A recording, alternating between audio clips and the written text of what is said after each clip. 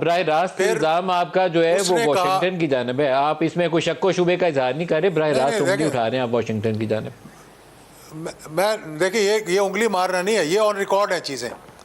जब उसके आप बाद उंगली उठा रहे हैं उनकी तरफ, आप कह रहे हैं कि उन्होंने ये काम किया, उन्होंने वीटो किया, उन्होंने FBI की टीम भेजी, तो फिर आप बराह रास्त बोले कि उनकी वजह शक है आपको उनकी तरफ। तो इसमें शक की बात नहीं है, मैं ये कह रहा हूँ कि कवर अप में बहुत से लोग इन्वॉल्व थे।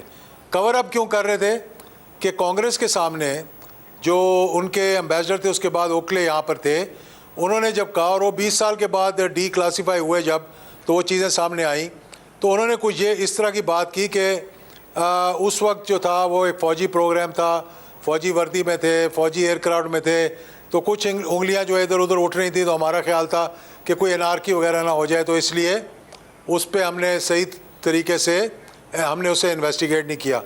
तो ये चीज़ें जो है सामने आई। फिर एक और बड़ा मासूमाना सा सवाल ये है कि एक शख्सियत थी जो कि जिस पे ये इल्ज़ाम लगता है कि जो कॉकपिट के अंदर इस्तेमाल हुई नर्व गैस वो उसके ज़रिए पाकिस्तान के अंदर आई। ये वही शख्सियत थी जो जब कहूटा पे हमला होना था उन जहाज़ों का, तो किसी ने नक्शे दिए थे, उसको बाद में पकड़ लिया गया मई 1988 में, और उसके बाद वो अंडर इन्वेस्टिगेशन था। 3 शख्सियात थी उसमें ISI की जो उसको इन्वेस्टिगेट कर रही थी। जब 17 अगस्त का हादसा हुआ तो he was under detention in a safe custody in a safe house, और वो उसकी इन्वेस्टिगेशन हो रही थी। उसने दफ़ा 63 का या 163 जो भी होता है, मजिस्ट्रेट के सामने उसका बयान लिया गया। उसने कुछ इंकशाफात किए, कुछ इतराफ़ किए, और उसके बाद जो है वो जो उसकी कॉपी थी जिस पे उसने वो जो वीडियो रिकॉर्डिंग थी जो मजिस्ट्रेट के सामने बातचीत की थी, वो फिर उस वक्त के जो इन्वेस्टिगेटिंग ऑफिसर्स थे, अगर कहें तो उनका नाम भी ले लूँ अगर आप चाहते हैं तो उन्होंने फिर वो जो है वो जी नाम बताइए। नाम उसमें ब्रिगेडियर सगीर साहब थे, उसमें कर्नल कुरैशी साहब थे, उसमें मेजर आमिर साहब थे।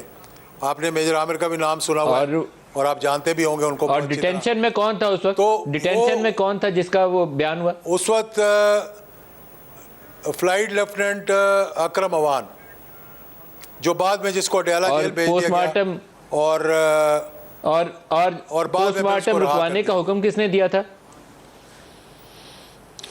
ये तो CMH मुल्तान में बॉडीज थी।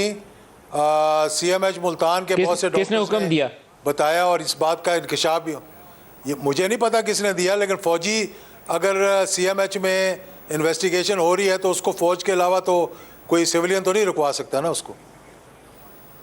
तो उस वक्त दूसरे में कमान में ये भी आप कह के मैं इल्जाम लगा रहा हूं। तो आपको जनरल बेग से पूछना चाहिए था, आपको जनरल बेग से पूछना चाहिए था। मैंने तो बहुत मरतबा पूछा, मैंने तो ये सवाल भी उनसे पूछा, मैंने ये भी पूछा कि अकरम अवान ने जो मजिस्ट्रेट के सामने बयान दिया था, कर्नल कुरैशी ने जब आपको वो ला के ओरिजिनल उसकी VCR की कॉपी दी, तो आपने क्यों उनको कहा कि ये मेरे पास छोड़ जाएं ओरिजिनल डॉक्यूमेंट्स, और अभी ये वक्त नहीं है कि हम इसको आगे परसू करें, लेकिन वक्त आने पर हम इसको परसू करेंगे, और उन्होंने वो सब कुछ अपने पास रख लिया।